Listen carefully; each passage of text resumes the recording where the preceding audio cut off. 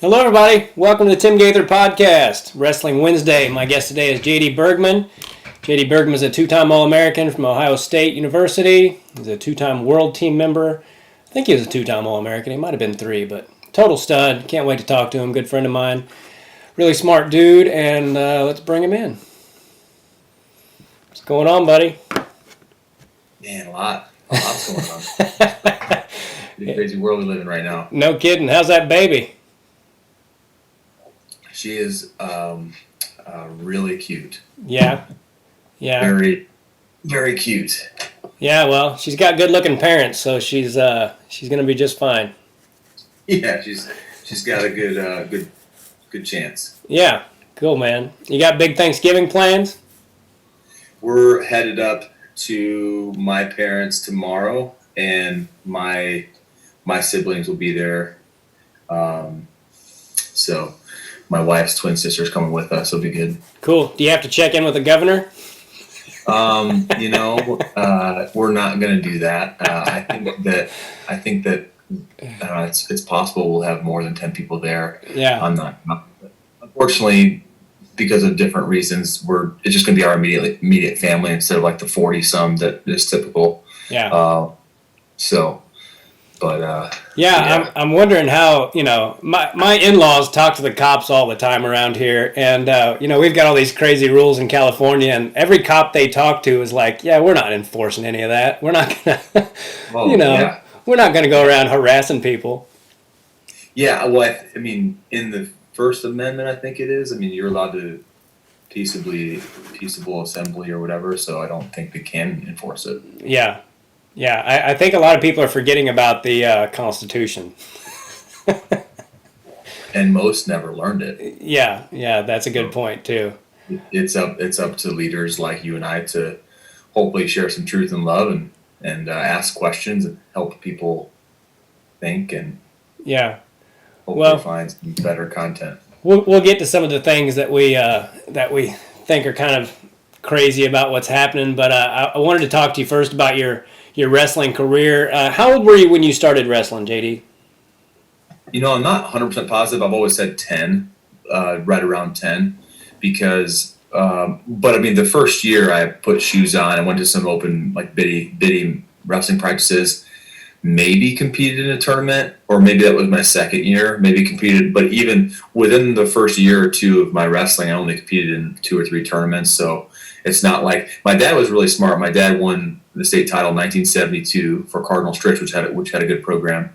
My dad was 1 of 14, and all of his brothers, all my uncles. My uncle coached me in high school, but he brought me around wrestling tournaments. He didn't. This is a good tip for some wrestling parents. Like he didn't force me to do it or pressure me or anything, and just we asked to wrestle. My 2 brothers and I. So I started around, I say like 4th grade is when I put wrestling shoes on, started learning the stance and stuff. And pretty quickly, pretty much started wrestling freestyle and Greco and folk style the same time, around 6th grade probably or so. Yeah. And it was a little nerve-wracking.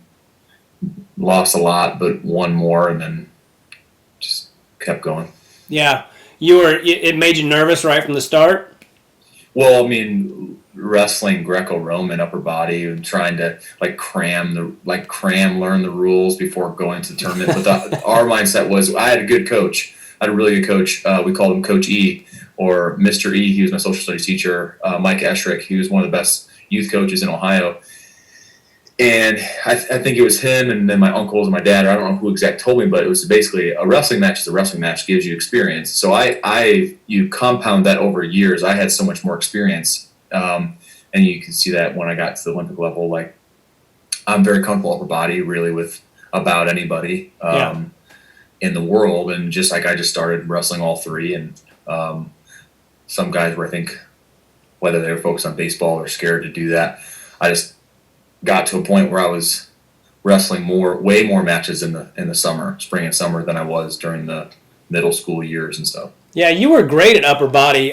Did you ever consider trying out for world teams on the Greco side, or did you? Yeah, I actually did without really training. So the years that there was one year, I guess I never really committed to it, but Rich Bender wanted me to because Jake Varner and then Kyle Snyder was there, and he just wanted me to go be the guy in Greco. Not that I would just made it easily. I think I had the potential to maybe, but there were some good guys there. It was shallow though, the weight in Greco, but I never committed to it. I just thought I enjoyed Greco. Folk style is my third favorite wrestling style. But I thought if I could use the weapons of leg attacks as well as upper body and freestyle, I don't want to focus on Greco. I wanted to focus on freestyle. So, but I didn't do very well. I went to the trials one year in Greco when I didn't make the freestyle team with hardly any, if any, Greco training, and I didn't fare very well. Yeah, I recently had Dennis Hall on, who is, the greatest Greco-Roman wrestler America's ever had, and I was telling him that it's one of my biggest regrets about my career that I never tried Greco because all I did was upper body. I didn't have very great leg attacks, and almost everything I did was upper body, so it's one of my biggest regrets that I never really focused on it or even tried it. I never wrestled in a match, just practice sometimes, but... as good as you were at wrestling, you were also great at football, right? What was your position?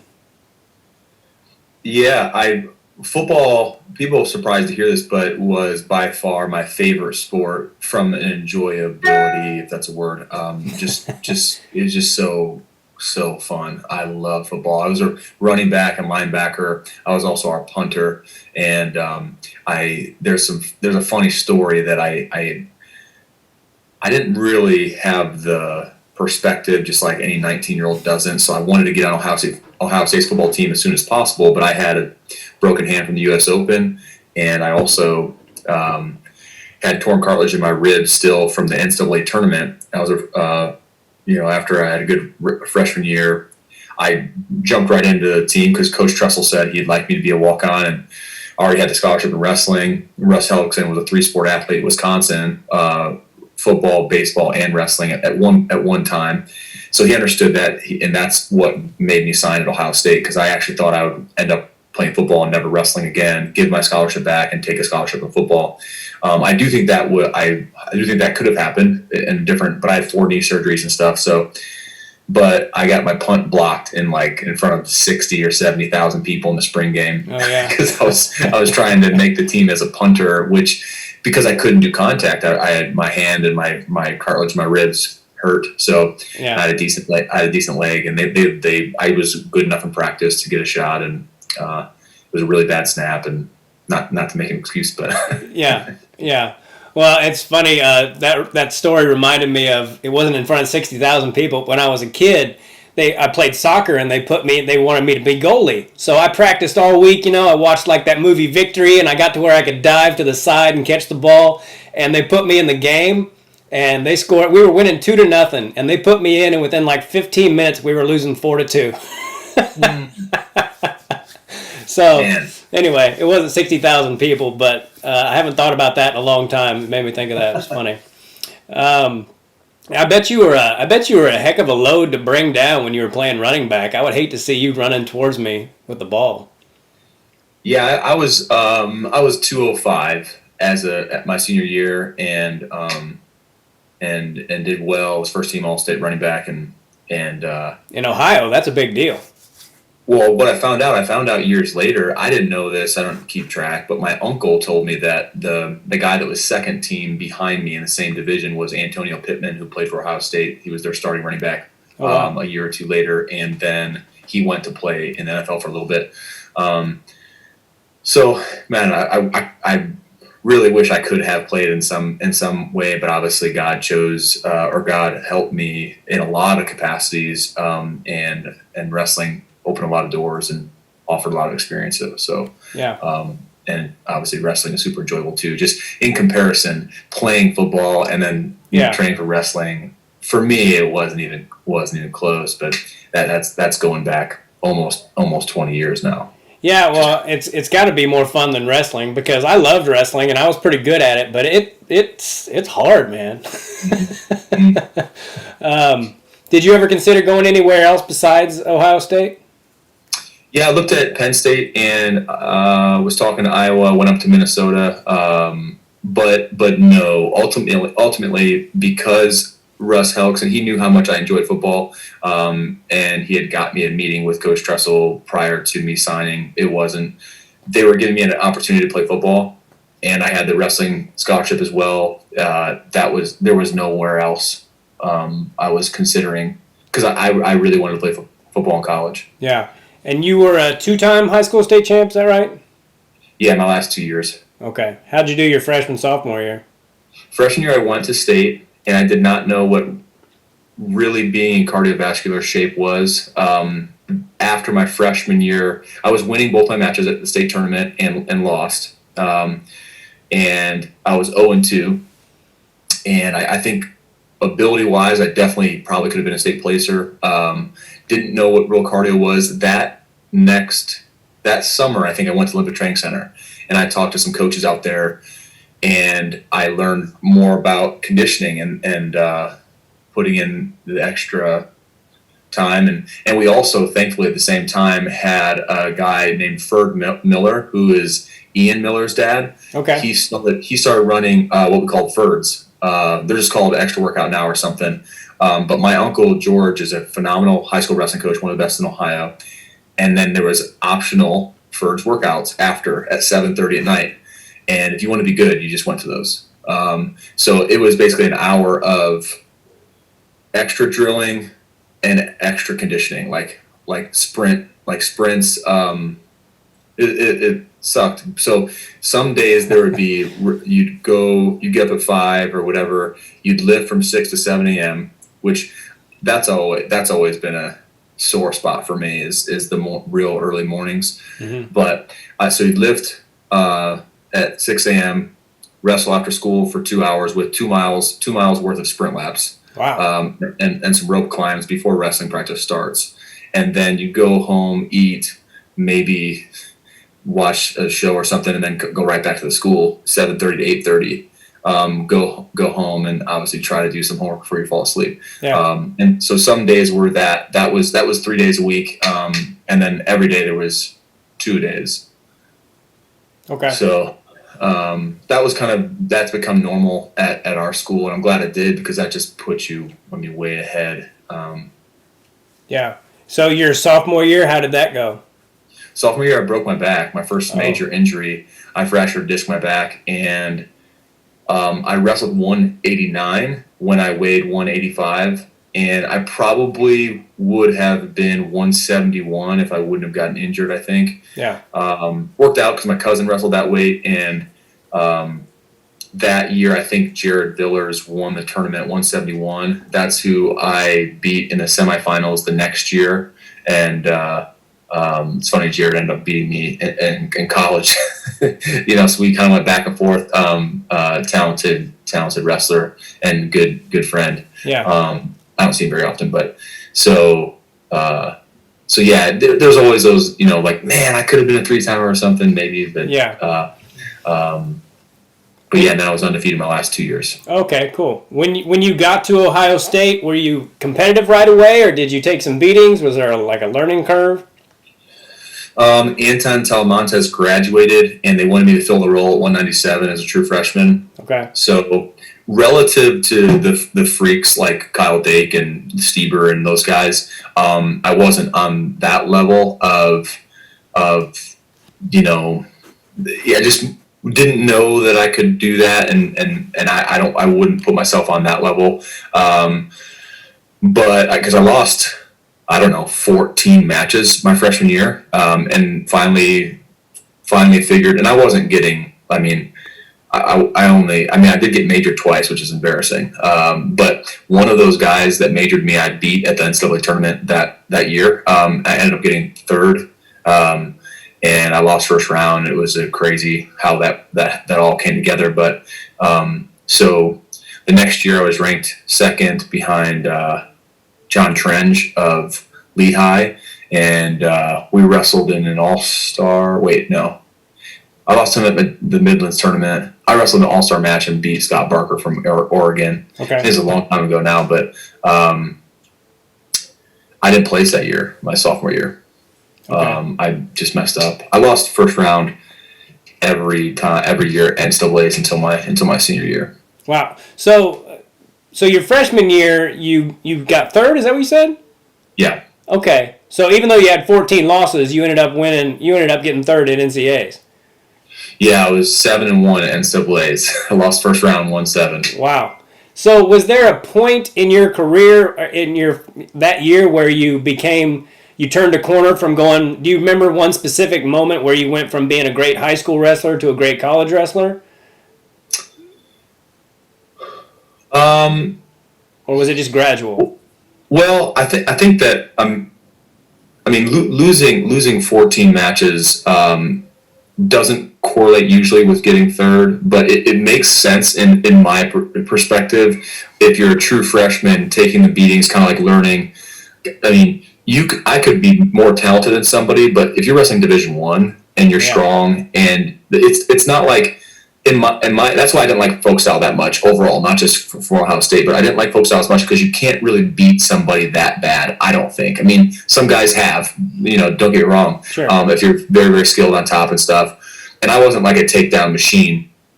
But there's guys that I think that maybe I had more ability that I would lose to 4-2 or maybe beat 3-4 and be so nervous that I would lose to this unranked guy who's a Division 1 college wrestler in the Big Ten. So, Yeah.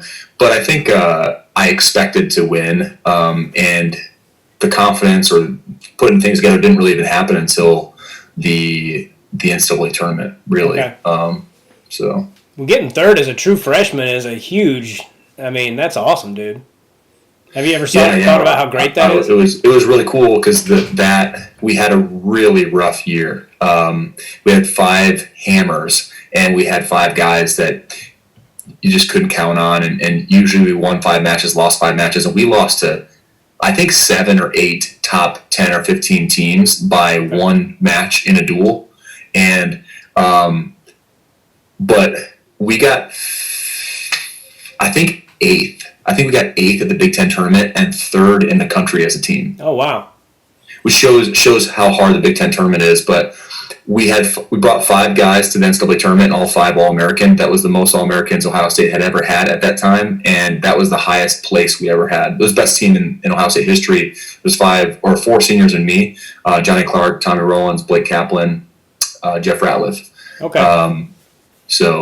And then I had the weight on me the next year, and I didn't carry it that well. I mean, from a All-American standpoint, but junior year, lost first round, got 4th. Okay. Lost to Chris Weidman in the 3rd and 4th match. If I would have won that match, which I think I was winning with the last 45 seconds left. If I would have won that match, I would have been the only guy, I think, to ever lose first round and get 3rd twice, which that would have been freaking cool. Yeah. But how hard is that to lose in the first round? And then I've heard of people doing that like at kids state or high school state, but not at the NCAA tournament. There's only a handful of guys that have done that, right? I think at the time I was a 3rd or maybe 4th, and now there's been a few since me. It might still be single digits.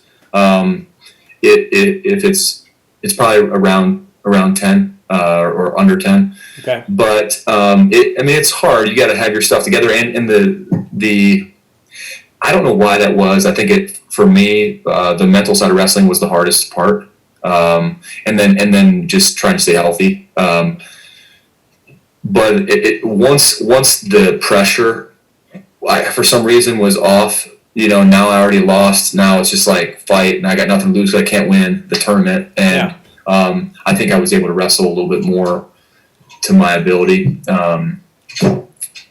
More free. Yeah, it is so mental wrestling. Like there's so many things I wish I could have back, but the biggest thing for me was I would get if I didn't know who someone was, I could wrestle with anybody. And then you started rattling off their stats or something, all of a sudden I became a different guy. Did you run into that at all, or what was the mental part for you? Yeah. I mean, I think sometimes it was maybe respecting somebody too much, or the opposite. Sometimes when on paper, if a guy, I can definitely clearly say that, in the international level, if I'm wrestling a world champion, he's won the worlds, or he medaled in the worlds. On paper, I'm supposed to lose that match. So I'm wrestling, and I don't even know if I have an explanation for that. But in college, when I was wrestling somebody that I definitely, on paper or whatever, I'm supposed to be, I'm ranked. This guy's not ranked, or not ranked very high, and I'm in a close match with them. The amount of nerves that you can get, like, man, if I don't win this match, that's embarrassing. Or if I don't win by more, like, why am I only up by a point? Yeah. Then there, if your mind can really only think of one thing at a time. So if you're focused on not getting tired, or not losing, then that's what you focus on. That's what you give energy to and grow. And my legs would sometimes shut down, even though I was in good shape. I was mentally exhausting myself. But Yeah, it's hard, I talk to people all the time about, you put in so much training and you put in so much, you work hard for 2 hours, and then sometimes you get more tired in 6 or 7 minutes than you do in 2 hours, and it's just that mental part of it, and sometimes you got it down and you're fine and you're just flowing out there, and then other times after the first period you're like, man, we got 2 more of these. yeah. Yeah. In all the years that you wrestled, high school, college, international, is there one victory that stands out as your greatest or your best? Made you feel the best after you won, or? The one that I think of is my senior year. I was wrestling. I was 42-0, and the guy that I was, my junior year, I was 40 something and 0, and the guy I was wrestling was 45-1 or something, and I think he was a year older, and he's got a great record. I got a great record in the state finals. I'm not maybe supposed to be there in the state finals, and it was 0-0 going into the second period. He chooses down, which is smart, and I ran what we worked on at Oak Harbor all the time, a 2-on-1 series where I actually bulldogged his arm. I don't know if they call it that there, and ran an arm bar to the other free arm, and pinned him in the second period, which was that was one of the coolest feelings, because I just jumped up, pumped, Yeah. So to have that much on the line and then pin in the state finals when it's 0-0 going into the second period, that was big. There's probably other ones. Sure. From an accolade standpoint, I think I beat a world champ world finalist maybe from Turkey, and it was really cool because Angel Escobedo and Keith Gavin, Tervel Dalagnev, we all beat the Turkey guy. Nice. And Tervel beat that guy that's like, I should know his name, Agul.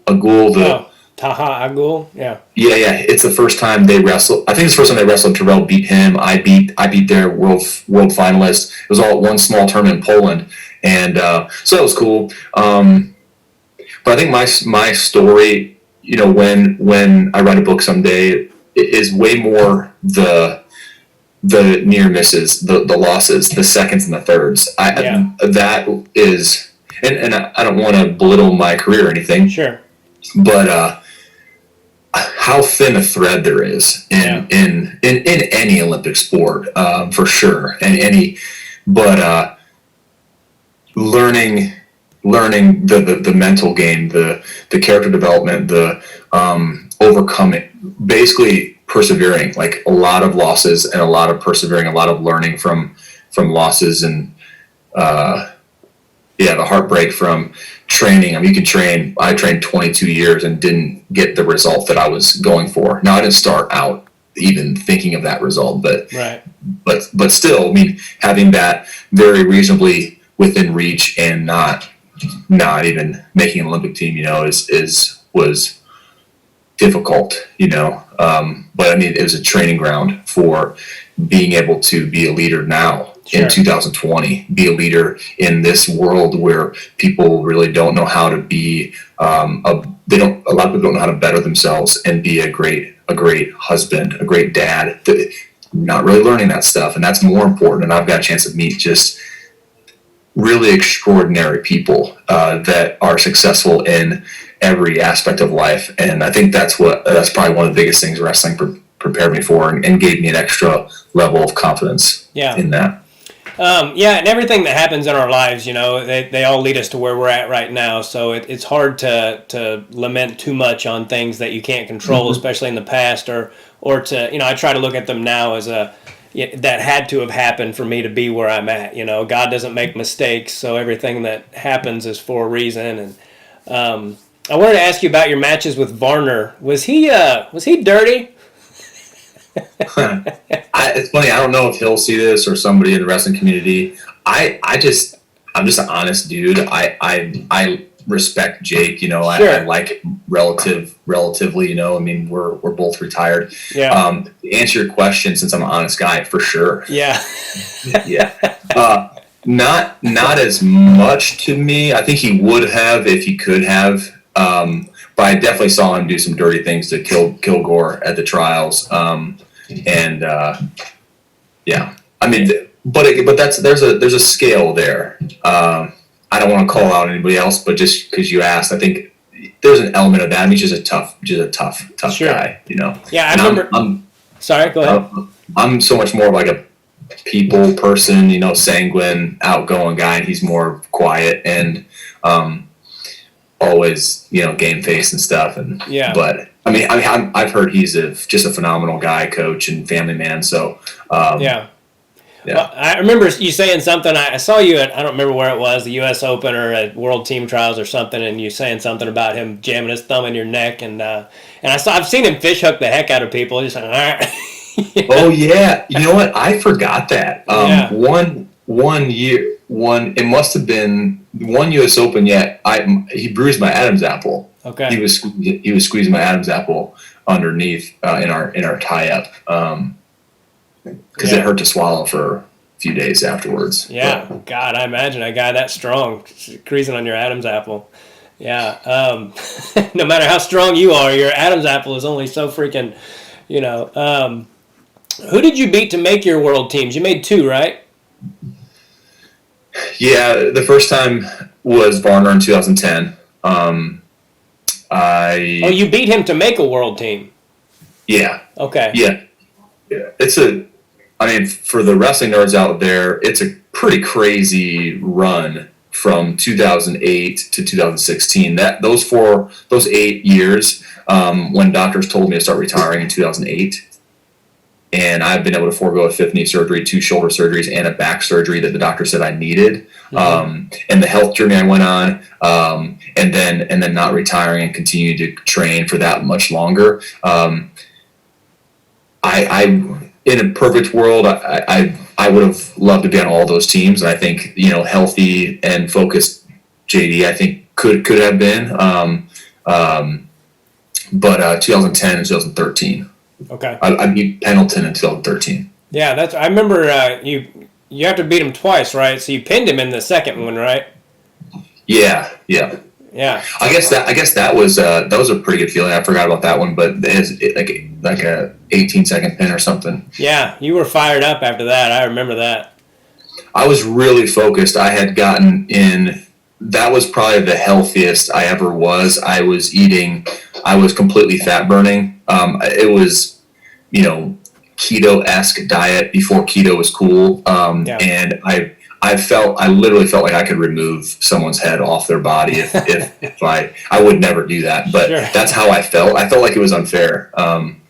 Just how good I felt. Yeah. What's it like to wrestle in a world championship? It's an honor for sure. I mean, I love this country, and I love it more and more the more I've had a chance to learn and sift through the false narratives of the history of our country. And it's just a huge honor to wear USA. And,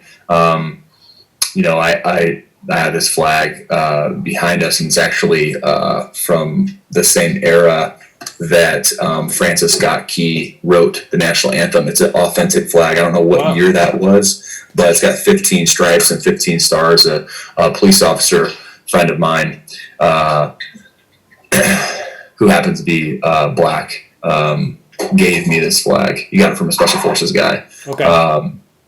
So that's the first part of that answer. It's honor for sure. Definitely a lot of nerves, definitely nerve wracking, unfortunately. And I would say that the training for all that time and then not bringing home medal, just, awful. Yeah. That's like I think that's the last time I got drunk, and I didn't even plan on drinking. I didn't really drink much before then or after then, but I went out with my family in Moscow and I literally went to just eat dinner because I do like food a lot. Yeah. And I had an Inside Out T-shirt and my warm up like workout shorts. So I clearly wasn't going out. Yeah. I looked like a scrub, and there was vodka at all the tables, and I think that's the last time I really drank. It didn't go so well that night. But I finished, I think, like 9th or something in the world, based on ranking, but I didn't get a medal, so that was a heartbreaker. 2013, I was winning my match and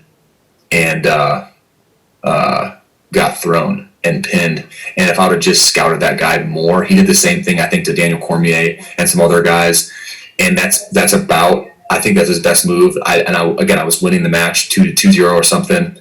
Why the heck? But I was doing what I did the whole summer, pressuring guys' upper body, and he had a really nice throw. And then he got 5th. He didn't wait. Yeah, he got into the 3rd place match, but he didn't make the final, so I'm out. I don't get it, So that it sucked bad. Train for that long and then have the opportunity. You don't get the opportunity to wrestle in world championships very often, if ever. And so it was tough. Yeah. Yeah, I like what you said about representing your country. I'll be honest, there was a long time in my life where I loved America and everything, but I found patriotism kind of cheesy or something. I didn't think much about it. And now, man, I am so thankful for what our forefathers did for us and the colonials, fighting in the American Revolution and all that stuff. And I've watched all these things on the History Channel, and we should all be it kind of drives me crazy, the people who aren't thankful for the fact that they live in America and what those guys did for us. It bothers me sometimes. So that's cool that you were able to represent the country. Well, I on a forum like this, if you want to call this a forum, without being able to know somebody and hear their heart and hear what pain they have and hear what's happened to them personally, I want to avoid like super controversial subjects just to talk about them, because I love people first and foremost, and everybody. I literally love people, but I despise misinformation almost equally as much. I despise the devil and liars. So what's unfortunate is most people, especially younger and the younger generations, they've heard that's my almost 1 month old. They've heard only a hyper focused narrative of some things and actually a lot of lies to back that up. The education system has been polluted big time. Yeah. But I would think the way they think if I got the information they got as well. Right. But it's just not true. Most people know nothing about the real history of America and the Constitution, unfortunately. So you just got to keep digging. And if you're learning from someone that's super angry and doesn't have fruit on the tree in their life, no offense to friends of mine that have been divorced a few times, they're not bad people necessarily. I'm not taking their advice when it comes to marriage. Yeah. They don't have fruit on the tree. When you want to really understand, the history of our country. Anyway, I don't know if I'll coin this, but I feel like there's systemic programming. Oh yeah. Programming is what's happened. We've been programmed to believe and make certain decisions, and I want to help people sift through, the narrative that mainstream media and big tech is trying to really get us to divide our country and get us to be scared of one another, hate one another, look at identity politics and all that stuff. It's like, first of all, we're all Americans. I don't believe in hyphenated Americans. Yeah. We're all Americans. We're all, in my opinion, we're all God's kids. Yeah. You know, we have a lot more in common than we have apart. So I'm okay with someone that disagrees with me on something, and I'd be happy to listen and not just. I'm not going to preach anybody. I'm not going to necessarily. I want to build relationships, build bridges, and talk about things. And I think we'd be way more on the same page if we could do that. But social media does the opposite. Yeah, So, it's almost by design, that they're trying to separate us. 100%.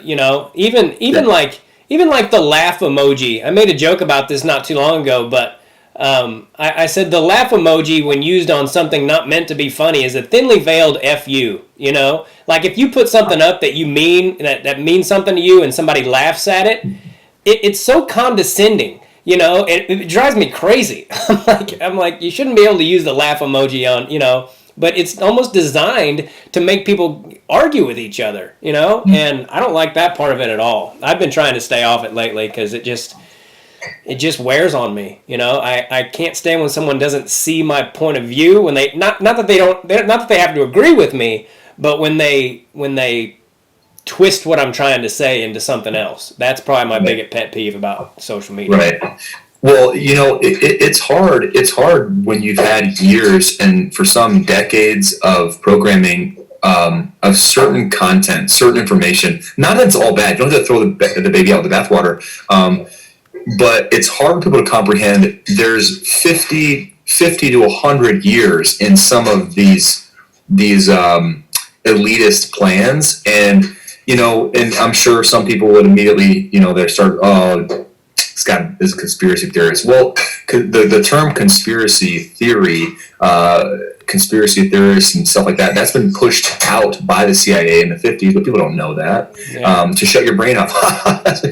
And the news will put some stuff out, and they'll almost make fun of it to get it out there. They'll report on it and put a funny spin on it to get people to almost shut it off. Like, that's silly to even think, so we don't think. Yeah. But I'm a very sane person. I'm a very intelligent person. School was very hard for me. I didn't I wasn't that great at school. I got good grades because I tried hard and I cut the corners to do what I had to do. But I know that I'm a relatively intelligent person, and I know that other people that think completely differently and probably would call me a conspiracy theorist also are smart, intelligent people. So let's have a conversation and figure it out instead of just making a snap judgment out of emotions. Yeah. But yeah. I wanted to ask you about. I've got a couple more wrestling questions, but I'll ask them towards the end of the podcast. You have a great faith in Jesus, and you were kind of an inspiration to me. Like, I've always believed in God and everything, but you were one of the people that made me want to be a better Christian. And I've ran into a lot of people lately that make me want to be a better Christian, a better man, which I think when you want that, I think God puts those people in your path. Like, I've talked to Rick Williams and Dennis Hall and Tom Ryan, and it's all been these guys that, and yourself, and people that have a great faith. And I was curious what, if one thing made you want to like delve into it more. Like, I'm sure I don't know if you always believed in God or what your background was, but was there one specific moment or thing that made you want to? What was that? Yeah, well, that's humbling to hear, man. Gosh, and that's it for people that are authentic, Christians, and they have a relationship with God, and they're, no matter where they're at in the path and their development and their maturity, that's the coolest thing to hear about. Like, being able to be salt and light. I think even more important than the Great Commission is being salt and light and glorifying God right now. Yeah. If people don't see Jesus in our life at all, what are we doing? It's frustrating, and I'm get to your question in a second, but like I think it's super sad. You have all these great people. Some are saved, some have a relationship with Jesus, then they know what that means, and they're actually trying to. But they're taking in so much content in their eye gates and ear gates through Game of Thrones and fantasy football and all these things that take up all their time, where it limits the fruit. So to answer your question, I grew up going to church every Sunday. I didn't drink, didn't party. I basically, from an accolade standpoint, kind of relate to Saul to Paul's story in a way. Now, I didn't murder Christians, but I really had a lot of accolades. I got the full ride scholarship. I prom king, student council, whatever, like musicals, choir, football star, wrestling. At my school that was cool to do the acting and that type of stuff. But so I did it all. I didn't party. I was immoral. I was trying to be humble, outwardly at least. And then I realized when I tore my first ACL at Ohio State through Athletes in Action, FCA had planted some seeds, I think, when I was in high school. I realized that all I had that far in my life was filthy rags, and that I knew about God, but I didn't know Him. And when you talk to people that even mention Jesus and like talk about that, that's not locker room talk, right? So those people to me, some I thought were judging me, some I thought were religious weirdos.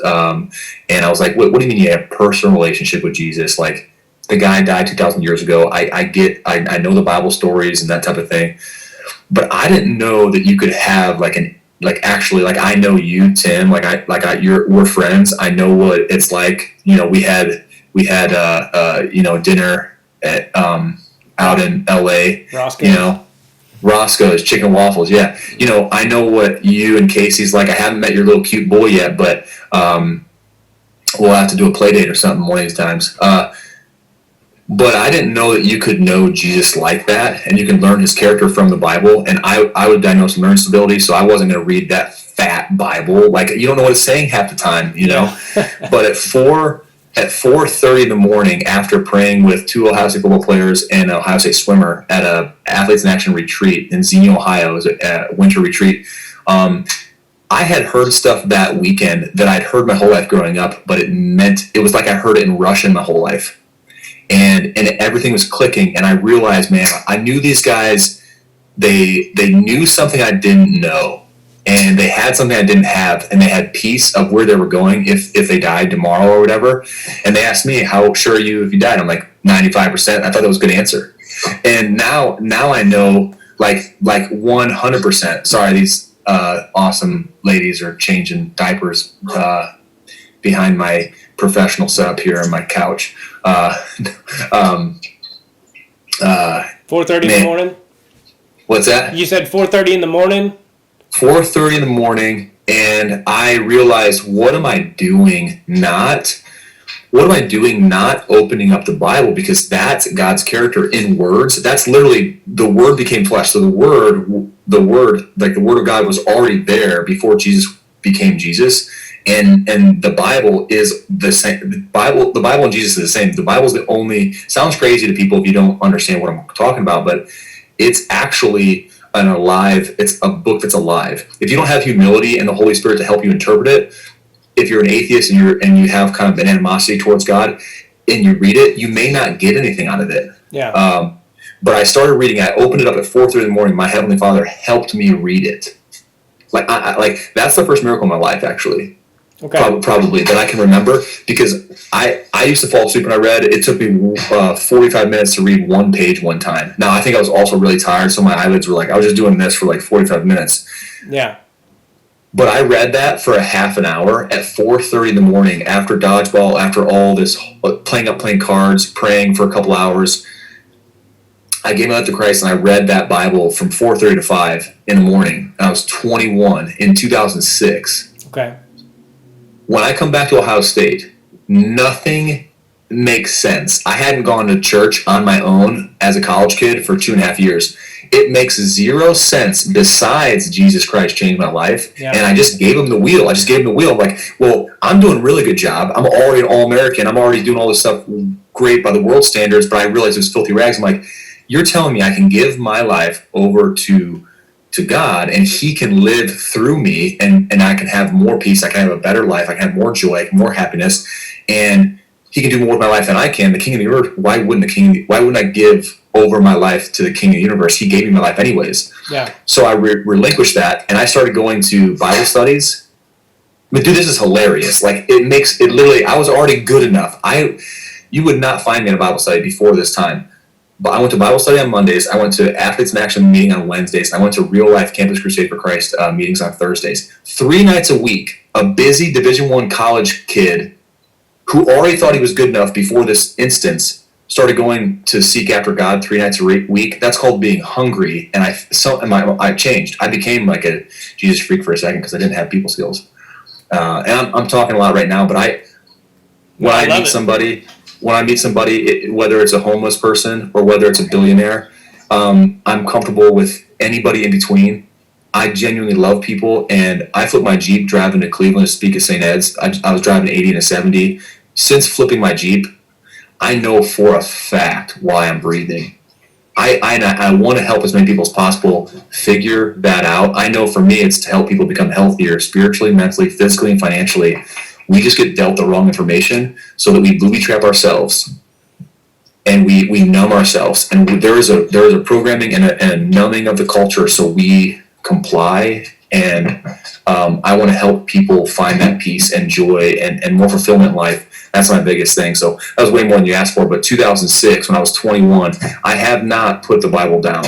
And it's the Bible app sometimes, but I haven't stopped reading it. And coming from my background in reading, the fact that I don't have a TV in my place and I'm not going to have one until I have a theater in my home one day, and the fact that I read the Bible every day, that's because I've been around people that don't just say they're Christians. The way they look at you and love you in their validation of who you are, the way that they have peace, joy, love, happiness, kindness, patience.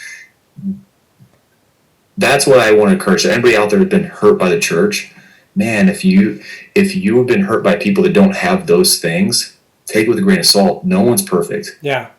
No one's perfect. The worst part about Christianity are Christians, obviously. Christians that are not doing a great job representing Christ. Yeah. They're taking the Lord's name in vain because they say they're Christians, but they're not. So I could obviously talk on that all day, but no, I think it's great, and I've I've always believed in God and everything, but lately I don't have any desire to even really I don't watch a lot of TV or movies anyway. I'll be in a hotel room for 4 or 5 days and not turn it on at all.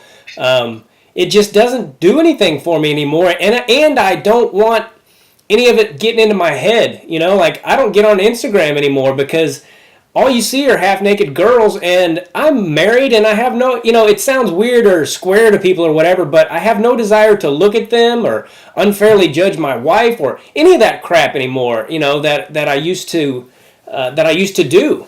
And God is, I'm sorry, I sometimes get flooded with so many thoughts, and while you were talking, it gets a little overwhelming, but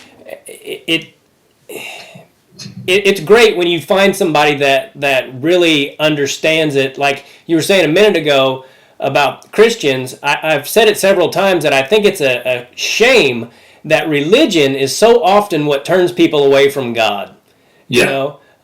Because if you do have Christ in your heart and you talk to him like a person, when I pray, I just, I want to be more like him. And I never understood that until recently, I mean, a lot of times it was just lip service, me talking, but now I'm finally starting to understand it. I'm finally starting to understand what the sacrifice that he made for us, what it was. I've heard that my whole life, but now I'm finally starting to understand just why he did it and how much it means. And once you do, it's like getting red pilled or something. You can't go back, And if you do, you're lying to yourself, and you're lying to yourself, So I don't know if I rambled too much there or not, but no, that's 100% for sure. Like, well, my question is, do we ever slow down in America to think about why we're really here? Yeah.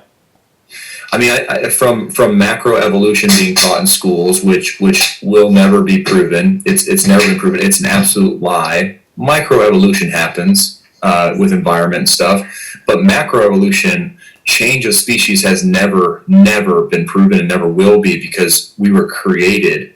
If you watch just birth and how contractions work and how a mom produces milk, or the human eyeball, I mean, you can't. I mean, one cell. There's no way we evolved. That takes way more faith, way more. But that's a different topic. I was just saying, the way the world is set up right now, it teaches us how to get into debt. It teaches us how to. Well, we only learn active income. The more money you make, the more time you lose. So that's splintered the family over the last 40 years. And And it kind of like, there's all these like ways that I think our enemy has set things up to steal our time, so we just stay sick and debt and busy our whole life. Yeah. Sick and debt, busy, distracted, go, go, go, go, go, go, go. And the brain is neurologically designed for deep, sustained thought.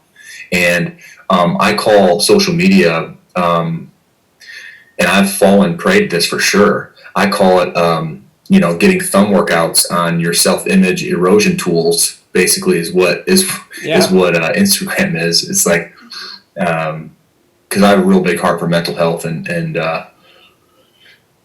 anyways, people. So when you say the enemy, do you mean like Satan?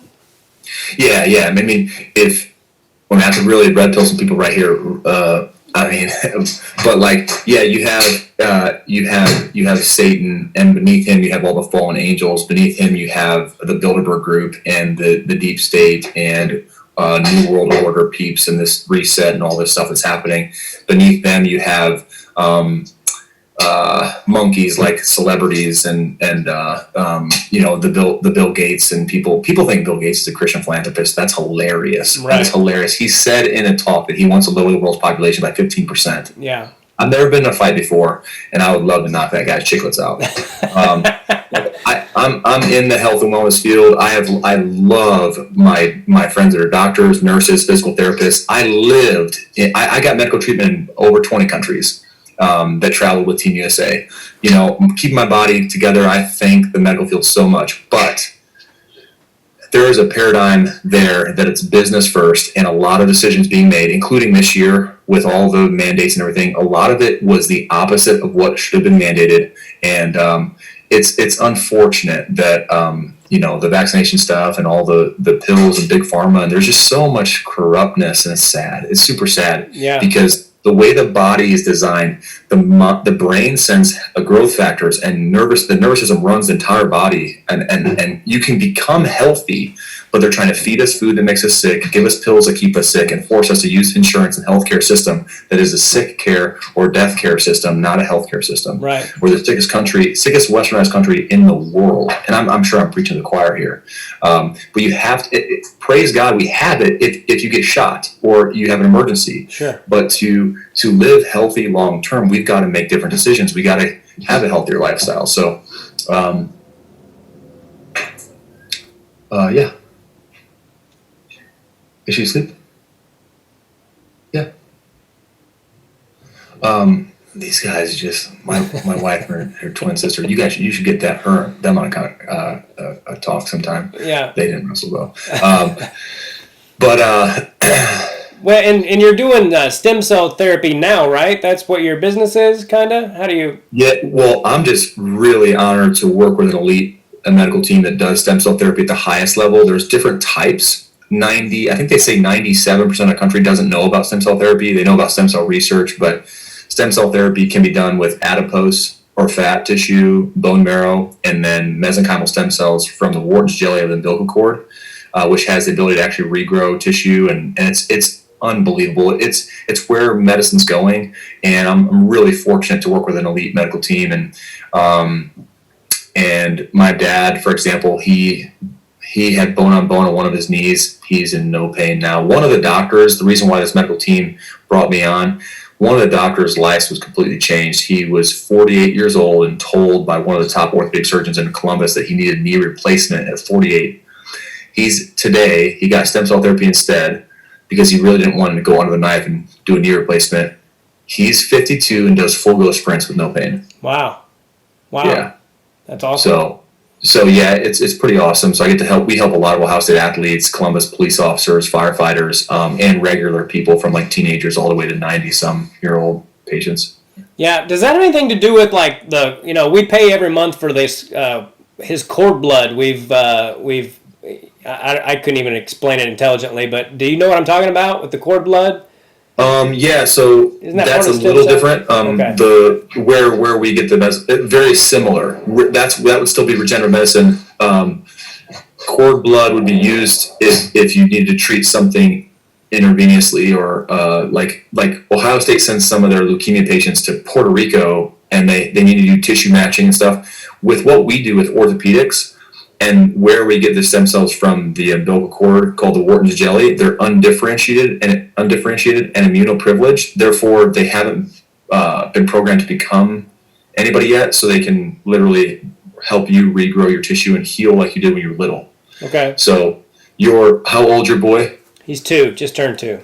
So if he gets a bump on his forehead, that bruise is gone in 3 or 4 days. And if you see an 80-year-old that has a bruise on their forearm for the rest of their life, it's because they don't have very many stem cells. We use 90% up by the time we're 20 years old. Oh, wow. And then we're trying to use those to heal our body. And if you beat your body up, you're degenerating faster than your body can regenerate. My daughter is regenerating and rebuilding and growing way faster than her body can break down. But once you get to 20 years old, now your aging goes faster. Arthritis, aging, tissue breakdown, and we just transplant cells that can help rebuild that dysfunctional tissue. It's unbelievable. Yeah, it's freaking awesome. Yeah. As someone in the healthcare business and someone who knows a lot about it, what concerns do you have about the vaccinations for COVID and all that stuff? And what do you think? It's kind of a long question, but what do you think will happen to the people who don't want to take them if it becomes a thing where they say we have to? Yeah, I mean, from our conversation, people will probably guess where we stand on that. But I would say from a neutral standpoint, because I always like to hear everyone's thought process, if you are really pro-vaccine, you have to understand, if you look at any science from any perspective, it usually takes 15 to 20 years to come up with a good vaccine. Or the best type of vaccine. To have one rushed in the time they're talking about, within a year or two, 18 months, whatever, there's no way. And I mean, since that act, I think in 1986, that you can't, any vaccine companies, you can't sue them or anything if you die or have any side effects. But if Bill Gates is involved with it, and not just him, I just use him, he's the kind of face of it. That's not a good person. I used to think he was. I've done a lot of research, though, a lot. And I have some friends that are very high up in the government, and you just have to be really careful. The mindset of thinking you need a vaccine to be healthy, you just need to actually strengthen your immune system and become healthy. To wear masks and what vaccines and be living in fear, but then eating fast food and making all very unhealthy lifestyle choices, that doesn't make any sense if you understand true science and health. But from a vaccine standpoint, there's no way it'll be good for us long term. Yeah. There's no way. But for those that don't want to take it, I mean, I'm certainly not going to. I don't get the flu shot because that's, I don't know, people don't like hearing this, but that's kind of a joke, the flu shot. But I don't know. I'm hopeful that justice will prevail and freedom. And the whole thing with vaccines, like, if someone doesn't want to get a vaccine that was rushed and whatever, if someone doesn't want to get that and you got the vaccine, why do you worry about the guy that didn't get it? Because you got it, you should be good. You should be good to go. Right. If it does anything at all. Yeah. And anyone who thinks that Bill Gates is not up to no good, they should research what Robert F. Kennedy Jr. says about him and his vaccines and what he did to all these African children and all that don't have a voice. They can't get on the internet, and because they're in these remote villages, and he just went over there and experimented on them basically, and it caused all kinds of problems. And the things he's up to, and he's got a $650 million yacht being built as we speak. He'll be able to sail away on that thing no matter how bad the world's going on. And anyway. He also bought like 500,000 shares of Monsanto. He's kind of connected to Starbucks in a way, but he's really trying to poison us in a lot of ways. And he's just one of many very, very elite. And if you have a lot of money, it doesn't make you a bad person, by the way. Right.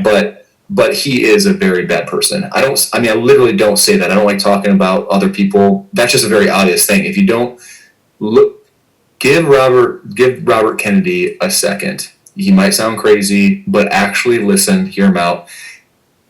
And that's the other thing. If things are wrong, if things are not true and they can be harmful for somebody, why would they need to be censored and taken down? Like, what are Americans smart enough to decide, well, that can't be true, or that's wrong, or that's a lie? Why are they taking down PragerU videos Yeah. and censoring Candace Owens and all these conservative voices? And I don't care where you stand, conservative, Democrat, whatever, Republican, you know, I'm more so for truth and for people. I relate definitely more with the conservative side of things, but I love people. I've got plenty of friends on both sides of the aisle, but the censorship, and they're censoring the president, they're censoring people. That should be, people need to wake up to understand they're trying to limit our freedoms and test how far they can go at it. And when you say they, who are they? We'll figure it out. Look deeper. I mean, why would you, Tim, you're a professional comedian. I was a professional wrestler, not the chairs, the Olympics. Right. Why would we be talking about this? Why would we have bleeding hearts to want to help other people, you know, wake up, or red pill or whatever? If they think that they're if they think that the big tech and pharma and mainstream media, there's not some agenda after 2020, man, I don't know. Yeah. I don't know if they shut the world down for something that's similar to the flu. It may be worse. It may be easier to spread. But if you look at the CDC website. Yeah. The death rate is 99, the survival rate rather is 99.9%. And the 94% of the people who have died of COVID had 2 to 3 comorbidities and were around age 75. It's not what they've made it out to be, and it just drives me crazy. And the masks, I'm like, if the mask worked, fine. But you haven't shown me, and no one, to my knowledge, has shown me any proof that they work, and they're not more specific about what masks you can and can't wear. You see people at the airport wearing bandanas around their head, you know, and I'm like, first of all, if this was what they make it out to be, flying would not be an option. You would not be able to get in a plane that's, you know, those close quarters if it was what they're making it out to be, and you know, it's, the last thing I want to do is sound insensitive or make someone think that I don't care about the people who have lost their lives and all that. It's just that what they're doing, and you know, when I see somebody walking down the street by themselves around my neighborhood with a mask on, I just want to scream at them. I'm like, it's not floating in the air. Stop watching mainstream media. They are scaring you unnecessarily, you know? Anyway, maybe I sound like a nut saying that, but No. I mean, the people aren't thinking, they're not taking a step back to think, well, I mean, those blue masks, they stay in a box, they don't do anything. Except, I mean, they do lower your oxygen level around your mouth, and they do make you sicker, and they keep germs around your mouth. So they might make you sicker. They're not going to help. Like, droplets of COVID aren't going into the air. That's not, I mean, anyway. Yeah. But someone said, what was it today? Like, the good news is no one has died of old age since March. Yeah. Something like that. Yeah, and the flu, you know, yeah. Sorry.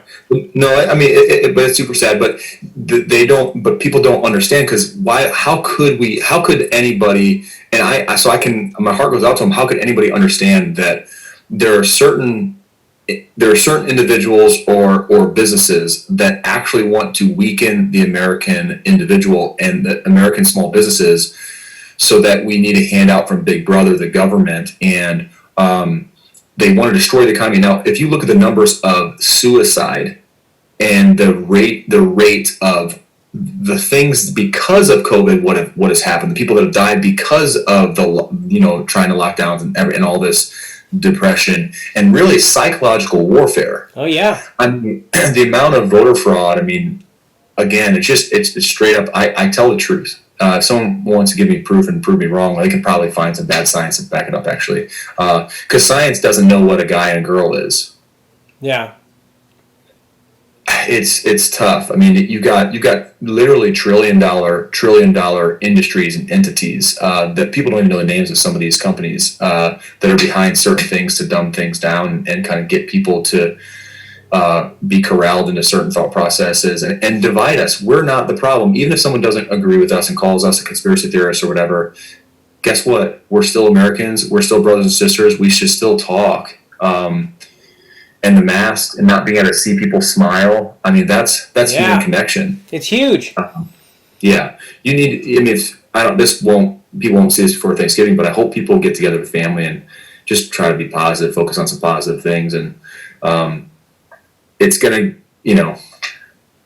there's gonna be some justice and light that comes. Light shines brightest in the darkness, and that's not just a cheesy saying, but there's some leaders connecting. I've had some very high level discussions with people,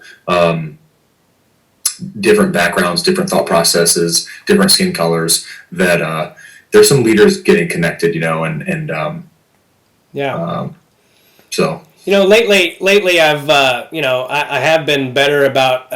I felt more closer to God, rather not better, but I've it makes me. And once you finally get Christ in your heart, like for real, like you don't want to lie, you don't want to. I don't want to hate people, which I've done a lot on this lockdown. And lately I've been like, I don't want any of that in my heart. And so I say that to say that I just want people to get on the same page. It's not about being a Republican, like you said, or a conservative or whatever. It's just that you want everyone to realize that they're trying to screw us, collectively, not just the Democrats or not just the Republicans.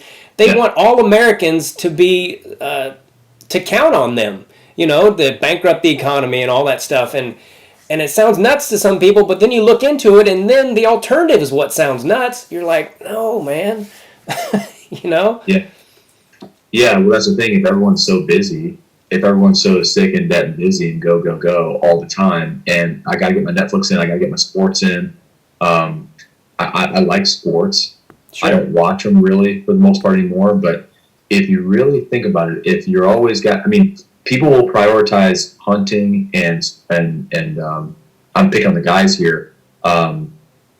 Days and weeks and hours hunting and watching sports, and not ever really reading a personal development book or seeking out better information than what the TV tells you. You're going to have a rougher life, if not today, in the future. So and the reason why you want people to get more on the same page, because you care about them. You know that they're heading towards a cliff, and they're trying to take rights away. They're trying to change the Constitution, and it was, the guys weren't perfect that formulated that, but I'm pretty sure they had help and a lot of wisdom. And quite a few times during this lockdown, I felt like a character in a movie who everyone thinks is crazy, and I'm like, no, he's right behind you, and they're like, there's no one there, and I'm like, trust me, he's there. Yeah, like the cable guy. Yeah. I won't keep you on here all day. I wanted to close it out with a couple of wrestling questions. Who was the best guy or the toughest guy you've ever wrestled? I think the first thing I think of is Yazdani. That's what I was going to say. Yeah, it's funny. That's the worst performance I had. I hadn't really trained very much. I think it was my first competition back at the World Cup, and I got beat really bad, like 8-1 or something like that. So I'd probably throw him in there as far as that I wrestled. Obviously, I trained with Kyle Snyder every day for 3 years, so he's done pretty dang well. So. But that leads me into my last couple of questions. When it comes to Cox and Snyder, I know you're probably friends with both of them. Can you pick who you think is going to win that match if it in fact ever gets to happen? I probably just shouldn't answer the question. That's probably the thing to do. I literally genuinely love both those guys. They both have a faith. They both are good dudes. For whatever reason, again, just because I'm way less today than ever before, like trying to be politically correct. So I'll just say I ever since I heard that matchup, I feel like Cox would get him. Yeah. I think he's just I don't know. But it's just one of those things. It's so hard to pick either one of those guys to lose twice in a day, in 2 out of 3 matches, but they have to, you know. yeah. And I guess it wouldn't be in the same day now. They've changed things. I think the angles that Jaden, I don't know. I mean, it'll be cool to watch. Is it the same answer for Dake versus Burroughs? Do you think? I think that's a little bit. This is gonna sound bad too, and I hope JB is not mad at me, but I think that's a little bit easier to call. I think Dake. I know a lot about what Dake is doing. If I ever trained again, which I'm highly likely not going to do, if I and it wouldn't be wrestling, by the way, it'd be in fighting or jiu-jitsu. But if I ever train again, I would do a lot of what he's doing. And he said something that kind of sounded pretty dumb to most people, although I know what he was saying, and I don't think he worded it very well, but he said he's getting younger every day. I know what he's talking about. His ability, his explosiveness, what he's done, his functional patterns, the guys he's working with, he's taken that stuff further. And it's funny, I do give myself a little teeny bit of credit to actually for Taylor, Dake, Burroughs, a lot of the guys on Team USA, and letting them know about nutrition and nervous system and chiropractic and things that I needed to do to be able to train. But I mean, they served me McGrill's at the Olympic Training Center because McDonald's sponsored the Olympics, right? So Coca-Cola and McDonald's sponsored Olympics. So our nutrition is very confusing on purpose, and that's one of my passions too, to help people understand, hey, eat food God made, that type of thing. But yeah. I think Dake's is going to be really hard to beat. Jordan's one of the best wrestlers America's ever had, but I think I would have to go with Dake. Yeah. What does he mean when he says, I saw that interview too, I think that you're talking about, he said that he doesn't stretch? What does he mean? I mean, does he not stretch? Or does he do it differently? I stopped stretching in the way we think about it as well when I was training. I can't remember the science behind it, but I don't really know how to explain that, but I understand what he's saying with that. Like, to an extent, regular stretching isn't the greatest for you, but I can't, you got to go to somebody else to explain it, because I know what he's talking about though. Well, I work out a lot, but I haven't hardly been stretching lately, and I don't know if it's because of what he said or not, but I seem to be injured less, than when I was. So I'm not telling people not to stretch, but at the same time, I don't. You definitely don't want to stretch cold. You want to actually fire certain muscles and let other muscles elongate. I've honestly, it's been since 2016, so I don't remember exactly the science behind it, but it is interesting how certain things just carry on for years, and we find out later that they're maybe not the best. For example, ice.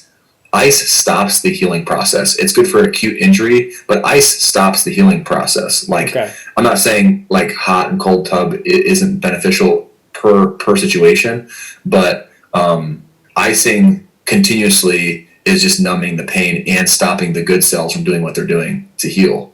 Okay. So icing all the time isn't necessarily good. And I used to wear 10 ice bags after a practice. Yeah. I don't want to make you diagnose me or anything, but I've been having headaches like almost every day for, 6 weeks. And I went to a neurologist, and I felt like he wasn't even listening to me. And I'm gonna see another one on November 3rd or December 3rd. I just want to make sure that I don't have a freaking tumor or something. And I don't think I do, but they're on different spots in my head. It'll be on this side, and then it'll be over here, and sometimes in the back, and I don't know. Do you go to a wellness, like holistic chiropractor at all? I don't. So that's the thing. Like, since this goes back 100 years, and you'll be able to follow me directly.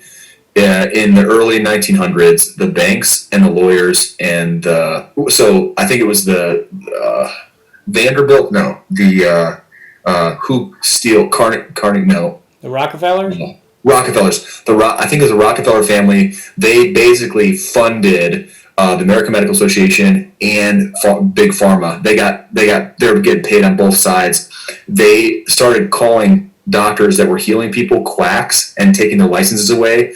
That's why we think chiropractic is below medicine. The Gerson Institute in Mexico is healing people with nutrition. They took their license away a long time ago. I'm saying healing people with cancer. You're not even allowed to say that. The FDA, obviously, we have to use in our country, but they're really corrupt as well. So you have to see how your occipital joint is and certain things in your seat and because we're supposed to have a curve in our neck, but we text and read and put pillows behind our neck, and that straightens the curve, and you don't feel the damage till it's over 40% damage, and a weight of a dime on a nerve can slow the message down. You can be getting headaches just because you're not aligned properly. Okay. Well, that sounds right, because the other night Casey was giving me a massage and she hit something and I felt the pain go through my head, like similar to the pains that I get. So I think there may be something back there. So I probably should go to a chiropractor. There's different types too.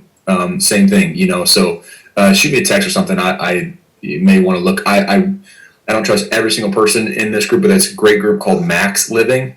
Most of them are very, very good. Okay. If they're plugged in, so they understand. But if you're talking to somebody that's more holistic, like if you go to a church, it has to be a church that actually believes the Bible is the inherent Word of God, and teaches from the Bible. In chiropractic, you have to understand they understand the whole, like the holistic part, nutrition, nervous system, and understanding how God made the body to heal from the inside out, and not just like snap, crack, pop, give me your money and come back. Yeah. Okay. The last question I'll ask you, and it leads right into what you were just saying, is how would you advise somebody to start reading the Bible? I would, with my answer, I'll say as a preface, try to be humble and pursue somebody that knows more, that has some fruit in their life. If they have peace, love, joy, happiness, kindness, patience, and they know, you can tell they know about the Bible, just maybe pick their brain every once in a while. Just have humility to do that. Especially if you're a guy, go ask somebody else. That guy, if they're an actual Christian, they will love to answer your question or help you the best they can. Okay. And it won't be them helping you. You and I speaking right now, this is the Holy Spirit talking. It's not cool to talk with Jesus. Yeah. People are getting their heads cut off in other countries today, in India, in the Middle East, today. Yeah. Thank God we have the freedom to do that for now. So to answer the question, I would just say, I want to say the book of John is a good place to start. Don't start in Genesis. I don't think it's not the book you read all the way through. It does all fit together very, very well. And if you find any contradictions, that's actually in us. Keep digging. It's alive. You could read a verse 100 times and get 100 different things. Not different things, they won't contradict each other, but just keep digging, keep asking other people questions that know more. And that's probably anything in just successful people in life. Like, I'm listening to people that are financially independent and have been since the 1980s. With all due respect to my friends that are in the financial services industry that are stressed every day. They make a lot of money, but they're stressed every day. Their opinion means less to me than financially independent people that have peace. Yeah. So in reading the Bible, just start probably in the 4 Gospels and maybe the book of John is a good place to start. I really like Romans a lot too, but just start somewhere, Cool. Yeah, it's fascinating, the whole spiritual world and all that stuff, and the closer I get to God, the more I feel Satan trying to get at me, and I realize how sneaky he is and how many lies he can tell and how many different ways he can lie to you, and it becomes kind of fascinating, like you're like, oh, I see what you're trying to do right now. Dang it.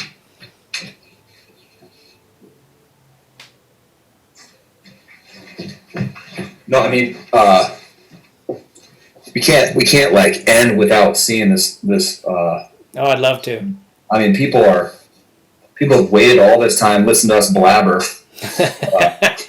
Oh gosh. There she is. Hey, Dad. Hi, little girl.